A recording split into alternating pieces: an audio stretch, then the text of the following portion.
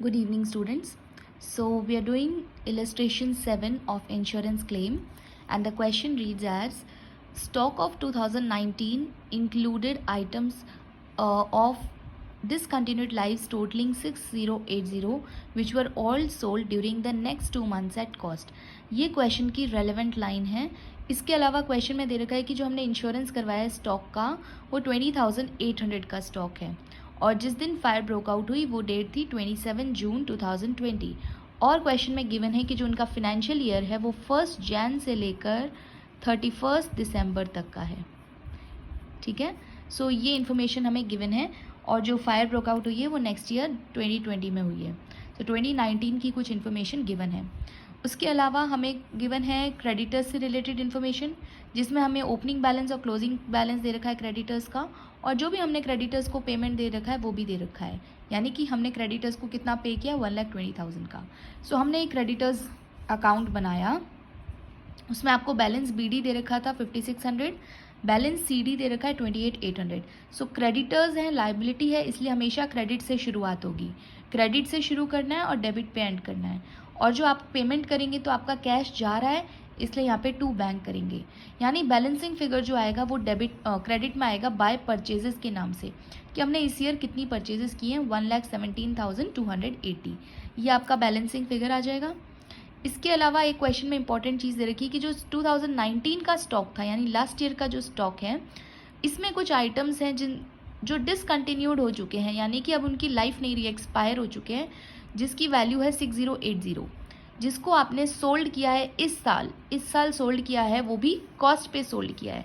यानी आपने इसमें कोई प्रॉफिट नहीं कमाया, जितने का था उतने में आपने सेल किया है. तो हम लोग क्या करते हैं, सबसे पहले ये क्रेडिटर्स अकाउंट बना लेंगे. उसके बाद हम आते हैं ट्रेडिंग अकाउंट पे, मेमोरेंडम ट्रेडिंग अकाउंट. सो क्योंकि कुछ आइटम्स हमारे पास अब नॉर्मल हैं, अब नॉर्मल नेचर का है 6080, इसके लिए हमने एक अलग कॉलम बनाया है. बाकी सब आपका और जैसे हम नॉर्मली क्वेश्चन करते हैं वैसे ही होगा.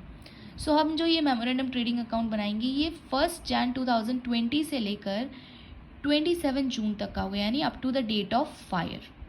ओके, यानी इस साल जब शुरू हुआ है ये साल से लेकर जिस दिन फायर ब्रोक आउट हुई उस डेट तक. ओके, सो सबसे पहले हमें क्वेश्चन में गिवन है ओपनिंग स्टॉक जिसकी वैल्यू है 20,000. सो मैं इसको टोटल के कॉलम में लिखूंगी 20,000 और क्योंकि इसमें पिछले साल का जो अबनॉर्मल आइटम है जो कि एक्सपायर्ड आइटम है वो भी इंक्लूडेड है. तो अगर हम देखें कि नॉर्मल अगर हमारे पास कितना सामान ओपनिंग पड़ा है वो 13,920 का है. क्योंकि ये आइटम तो ऑलरेडी कॉस्ट पे बिकेगा ना, इसलिए हमने इसको अलग कर दिया है. ओके, नेक्स्ट देख रखा है हमें परचेजेस हमने कैलकुलेट किया है क्रेडिटर्स अकाउंट से. बैलेंसिंग फिगर ये हमारी परचेजेस आ गई. उसके बाद हमें सेल्स गिवन है. तो सेल्स हमें जो गिवन है सेम वेज ये सेल्स गिवन है तो इसमें से 6080 आपको निकालना है. तो नॉर्मल सेल्स आ जाएगी 1,36,000.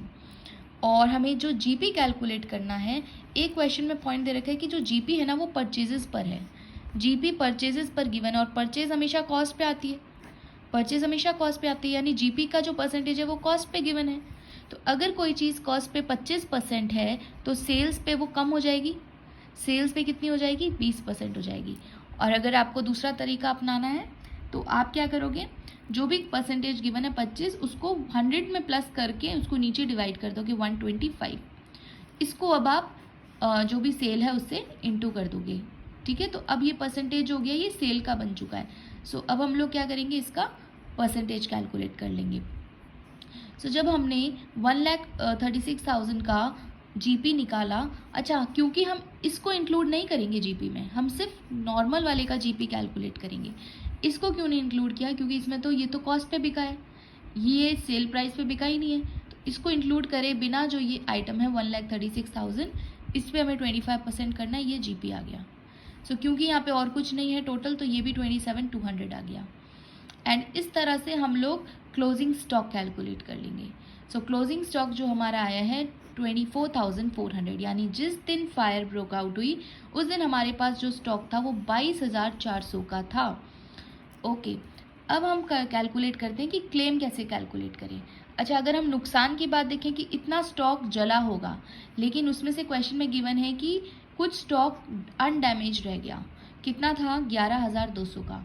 तो असली में अगर हम रियल में देखें तो हमें कितने का लॉस हुआ है, 22,400 का स्टॉक था, उसमें से अनडैमेज इतना है, यानी डैमेज कितना हो गया, 11,200 का डैमेज्ड है। ओके, अब हम आते हैं क्लेम के ऊपर। So according to the question हमें पता चलता है कि जो हमने पॉलिसी करवाई है वो स्टॉक वैल्यू से कम है। सो क्वेश्चन में देखो, पॉलिसी हमने करवाई है वो 20,800 की करवाई है, ठीक है, और जो हमारा स्टॉक खराब हुआ है वो 22,400 का खराब हुआ है, यानी स्टॉक ज़्यादा का खराब हो गया, हमने पॉलिसी कम की कराई है। सो ऐसी सिचुएशन में अंडर इंश्योरेंस हो जाता है और इसे हम एवरेज क्लॉज कहते हैं। यहाँ पे एवरेज क्लॉज अप्लाई होगा। एवरेज क्लॉज अप्लाई होगा मतलब जितना नुकसान हुआ है, ज़्यादा नुकसान हो गया ना, तो हम लोग क्या करेंगे, उस फॉर्मूले को फॉर्मुलेट करके क्लेम कैलकुलेट करेंगे। सो क्लेम कैसे निकलेगा, यहाँ पे जो भी रियल में आपको नुकसान हुआ है, लॉस ऑफ स्टॉक हुआ है, उसे आप एक रेशियो में बांट देंगे। किस रेशियो में, insurance policy upon closing stock के रेशियो में, कि आपने कितने की इंश्योरेंस पॉलिसी करवाई और क्लोजिंग स्टॉक क्या है।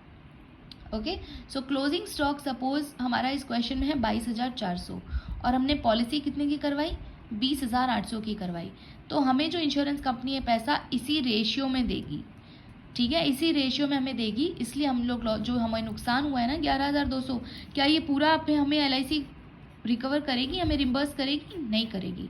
वो हमें बोलेगी कि हम आपको इस रेशियो में ही पैसा देंगे। सो लॉस ऑफ स्टॉक अगर हम देखें तो वो है 11,200 का।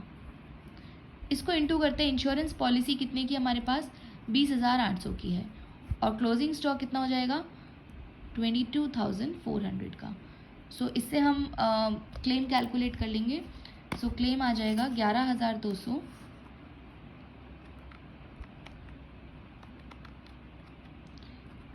इंटू 20,800 अपॉन 22,400, 10,400 का क्लेम आ जाएगा।